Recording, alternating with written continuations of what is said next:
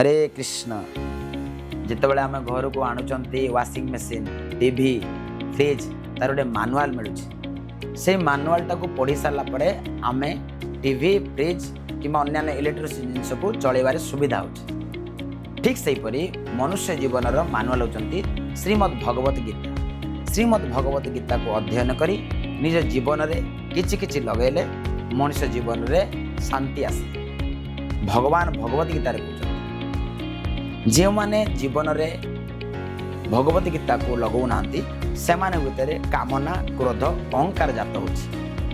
श्रीमद् भगवत गीता रे भगवान तृतीय अध्याय कर्मयोग श्लोक संख्या 37 भगवान अर्जुन को कहते काम एस क्रोध एस रजगुण समुद्र महासन महापापा विधियन परिणाम। भगवान अर्जुन कहले रजगुण रु कामना अहंकार हिंसा जात हुए, तेणु रजगुण को आड़े आम सत्य गुण को आवरे।